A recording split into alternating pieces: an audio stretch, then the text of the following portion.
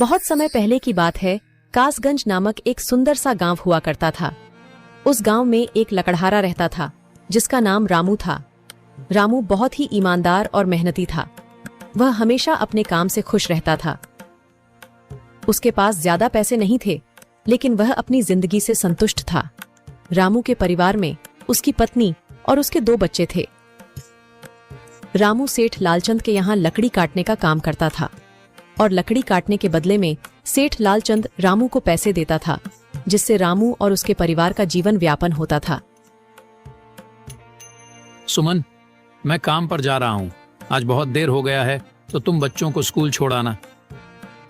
जी, school तो मैं छोड़ आऊंगी, लेकिन मोनू और चिंकी पिछले 2 दिन से कह रहे हैं कि उनके स्कूल की टीचर स्कूल की फीस मंगा रही है। हाँ, तो जाकर दे आओ ना स्कूल की फीस। अजी कहाँ से दूं? आप जो पगार लाते हैं उसमें मुश्किल से तो घर चल पाता है। अब उतनी सी तनख्वाह में मैं बच्चों की फीस का इंतजाम कैसे करूं? अजी मैं एक बात आपको साफ साफ कह देती हूँ, आप सेठ लालचंद जी से पगार बढ़ाने की बात कहिए। दिन पर दिन खर्च बढ़ता जा रहा है। बाजार में अगर सब्जी लेने निकलो तो सब्जियों के दाम आसमान छू रहे हैं, और बच्चों की पढ़ाई का खर्चा, घर का खर्चा अब इतनी कम तनख्वाह में कैसे गुजारा होगा? ठीक है, मैं आज ही सेठ जी से थोड़ा पगार बढ़ाने की बात करता हूँ। इतना कहकर रामू काम पर चला जाता है।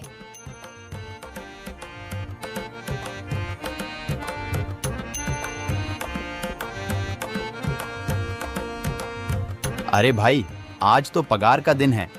देखो, अब यह सेठ लालचंद कोई ना कोई लोचा जरूर करेगा। हमेशा कोई ना कोई बहाना बनाकर पगार कम कर देता है। और अगली बार तो मेरी आधी पगार काट ली थी, यह कहकर कि जो मैंने लालचंद जी से 200 रुपए उधार लिए थे, उसका ब्याज बढ़कर 1000 रुपए हो गया है। इसलिए मैं तुम्हारी पगार में से 1000 रुपए काट रहा हूँ। हाँ हरिया भाई, तुम एकदम ठीक कह रहे हो। ये सेठ लालचंद ना एक नंबर का चालाक और लालची इंसान है। एक तो दुगुना काम ले लेता है और बदले में पैसे भी पूरे नहीं देता। हाँ भाई, मेरे भी अगली बार सेठ लालचंद ने पगार काट लिए थे। मैंने बस 2 छुट्टी ली थी जब मेरी बिटिया बहुत बीमार थी, और इस लालचंद ने इस बात का फायदा उठाकर मेरी पूरी आधी पगार काट ली। हे भगवान, बस सेठ जी इस बार मेरी पूरी पगार दे दें। बच्चों के स्कूल की फीस भी भरनी है। ऐसे सभी लकड़हारे अपने काम पर लग जाते हैं। काम करने के बाद सेठ लालचंद के पास जाते हैं। सेठ जी, महीना पूरा हो गया है, हमें हमारी तनख्वाह दे दीजिए। देखो भाइयों, अभी मेरे पास तुम्हें देने के लिए पैसे नहीं है। अभी माल नहीं बिका है, सारा माल गोदाम में ही पड़ा हुआ है। कल या परसों तक तुम्हें तुम्हारी तनख्वाह मिल जाएगी। पर सेठ जी, अभी हमारे पास बिल्कुल पैसे नहीं बचे हैं। घर का भी सामान लाना है, बच्चों की फीस भरनी है। अरे मैंने कहा तो सही, 1-2 दिन और रुक जाओ, कल या परसों तक पैसे मिल जाएंगे। अभी मेरे पास पैसे नहीं है। सभी लकड़हारे निराश मन से अपने अपने घर आ जाते हैं। अजी क्या हुआ? इस बार कितना पगार मिला है? सुमन, अभी कोई पगार नहीं मिला। सेठ जी ने कहा है कि 1-2 दिन में पगार मिल जाएगा। पगार नहीं मिला? आपको तो पता है ना, बच्चों की फीस भरनी है। इनकी स्कूल टीचर ने आज साफ साफ चेतावनी दे दी है कि अगर कल फीस नहीं लाई तो बच्चों को घर पर ही बिठा लेना। अब बताओ मैं क्या करूं? मैं क्या करूं सुमन, यह सेठ जी समय पर कभी पैसे देते ही नहीं है। अब तो बस हम इंतजार के सिवा और कुछ नहीं कर सकते। 1-2 दिन की बात है, देख लेते हैं। ऐसे ही 2 दिन गुजर जाते हैं। 2 दिन बाद सेठ लालचंद सबको पगार देता है। अरे हरिया, ये ले अपनी इस महीने की पगार। सेठ जी, यह तो बस 2000 है। मैंने तो इस महीने 3000 तक का काम किया है। हाँ, काम तो किया है, लेकिन तूने 1-1 घंटे आराम भी तो किया है। ये पैसे उसी आराम के कांटे हैं। पर सेठ जी, आपने तो कहा था 8 घंटे काम के महीने में 3000 मिलेंगे, और मैंने तो 8 घंटे काम किया और 1 घंटे आराम। देख हरिया, मुझे ज्यादा हिसाब किताब ना समझा। ये 2000 रख, अगर चाहिए तो, और अगर नहीं चाहिए तो कहीं और काम ढूंढ ले। बेचारे हरिया के पास उन पैसे को लेने की सिवाय और कोई रास्ता नहीं था। हरिया चुपचाप वह पैसे रख लेता है। रामू, ये लो तुम्हारे 2500 रुपए। पर सेठ जी, 2500 क्यों? मेरे तो पूरे 3000 बनते हैं ना। मैंने तो कोई छुट्टी भी नहीं की और ना ही कोई आराम। मैंने तो अपना सारा काम समय पर किया है। हाँ, समय पर तो किया है, पर इस समय बाजार में लकड़ियों का दाम काफी सस्ता हो गया है।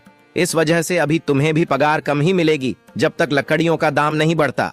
पर सेठ जी, बात तो 3,000 की हुई थी ना, अब 2,500 में मैं कैसे घर चलाऊंगा? बच्चों की स्कूल की फीस भी भरनी है सेठ जी। इस बार आप पूरे पैसे दे दीजिए। 2,500 ही मिलेंगे तुझे। यहाँ काम करना है तो कर, वरना कहीं और काम ढूंढ ले। बेचारे हरिया के पास उन पैसे को लेने की सिवाय और कोई रास्ता नहीं था।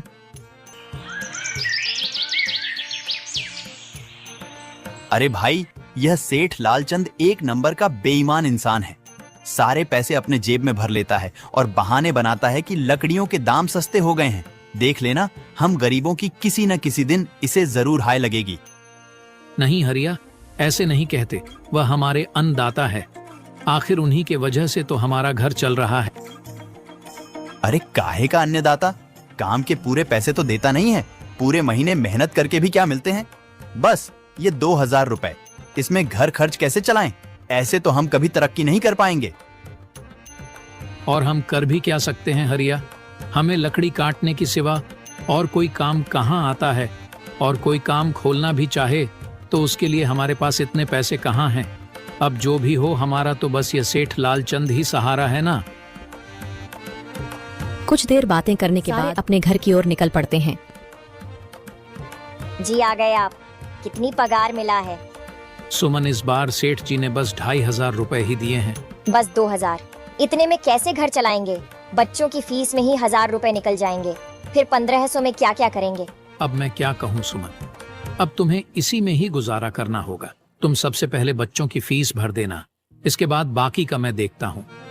अजी आप क्या देख लोगे? सेठ जी से पूरे पैसे तो मांगे नहीं गए आपसे? नहीं सुमन, मैंने सेठ जी से पैसों के लिए कहा था, पर सेठ जी ने साफ इनकार कर दिया और कहा, यह लेना है तो लो, वरना कहीं और काम ढूंढ सकते हो। मैं सोच रहा हूं कि लकड़ी काटने के बाद मैं कहीं और भी काम ढूंढ लूं। सेठ जी के यहां से काम करने के बाद मैं दूसरी जगह पर काम किया करूंगा, इससे कुछ ज्यादा आमदनी हो जाएगी। आज ही मैं सेठ जी के यहां पर काम करने के बाद और भी जगह काम ढूंढने जाऊंगा।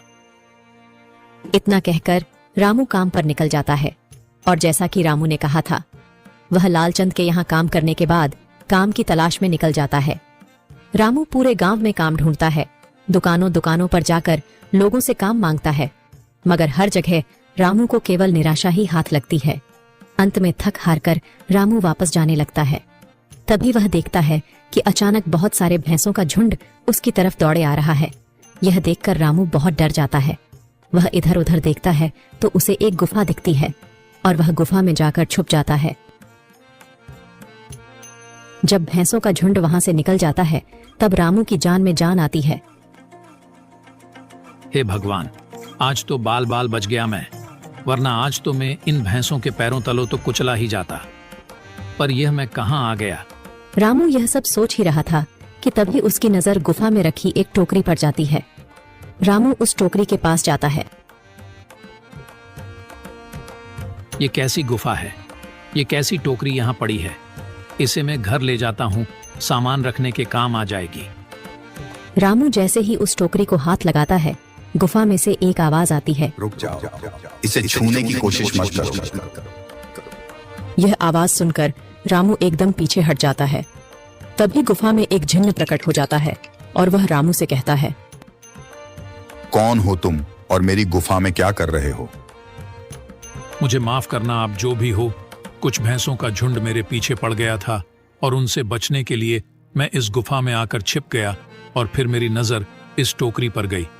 माफ कीजिए, मुझे लगा यहाँ कोई नहीं है तो यह टोकरी किसी की नहीं होगी, इसलिए मैंने इसे छुआ। रामू, तुम्हें डरने की जरूरत नहीं है। मैं तुम्हारे बारे में सब जानता हूँ। मेरी नजर एक बार भी जिस पर पड़ जाती है, मैं उसका इतिहास अपनी खुली आंखों से देख सकता हूँ। पर आप है कौन और आप इतने विचित्र क्यों दिखाई पड़ रहे हैं? आप अपना परिचय दीजिए, कौन है आप? मैं एक जिन हूँ और मैं कई सालों से इस गुफा की रक्षा कर रहा हूँ। यह गुफा मेरे पूर्वजों की है। इस गुफा में केवल वही इंसान घुस सकता है जिसका मन बिल्कुल पवित्र हो। अगर तुम अपवित्र होते तो तुम इस गुफा में कभी नहीं घुस पाते। तुम एक सच्चे इंसान हो, इसलिए तुम इस गुफा में घुस पाए और इस टोकरी को छू पाए। अब तुमने इस टोकरी को छुआ है तो यह टोकरी तुम्हारी हुई। नहीं, मुझे ये टोकरी नहीं चाहिए, मैं तो बस देख रहा था। डरो मत रामू, तुम ये टोकरी ले जाओ। ये कोई साधारण टोकरी नहीं है, बल्कि यह जादुई टोकरी है। जादुई टोकरी? क्या यह वही जादुई टोकरी है जिसके बारे में हमारी दादी कहानी सुनाई करती थी कि किसी गांव में एक जादुई टोकरी हुआ करती थी और वह सबकी इच्छाएं पूरी करती थी? हाँ रामू, ये वही जादुई टोकरी है। अब तुम इस टोकरी के मालिक हो। तुम इसके इस्तेमाल से अपनी स्थिति सुधार सकते हो, पर याद रखना, तुम जो भी वस्तु इस टोकरी में एक बार डालोगे, वह चीज ही तुम्हें बार बार इस टोकरी में डालनी होगी। इसके अलावा तुम और दूसरी कोई चीज इस टोकरी में नहीं डाल सकते। अगर तुमने ऐसा किया तो इसका परिणाम तुम्हें ही भुगतना होगा। मेरी इस बात को हमेशा ध्यान में रखना और सोच समझकर बिना लालच किए इस टोकरी में वह ही सामान रखना जिसकी तुम्हें जरूरत हो।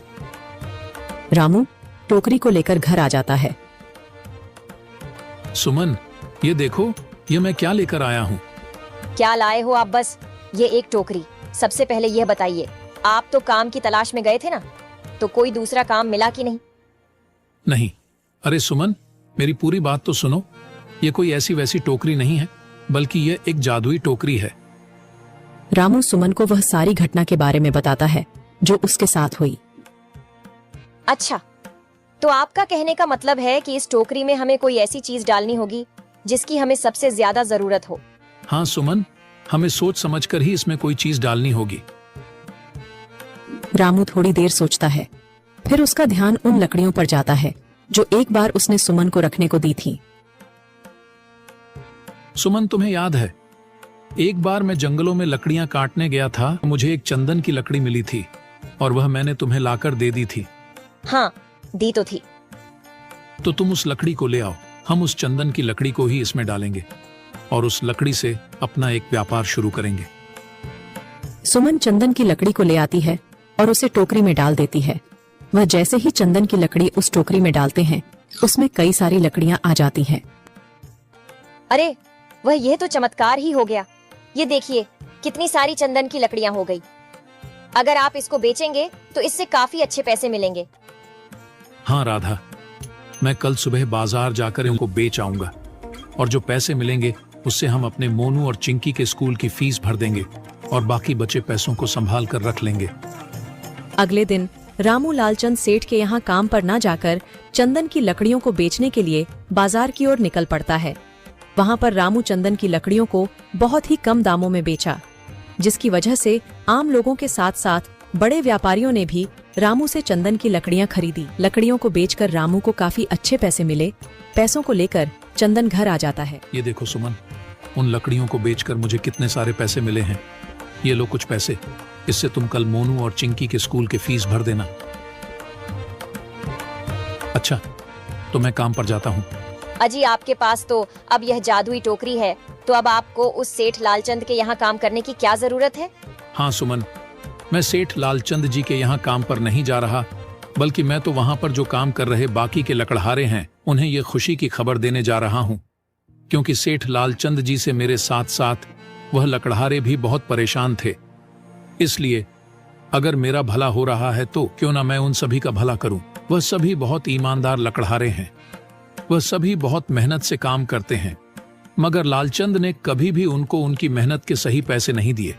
इसलिए मैंने सोचा है क्यों ना मैं उनको अपने इस काम में शामिल कर लूं।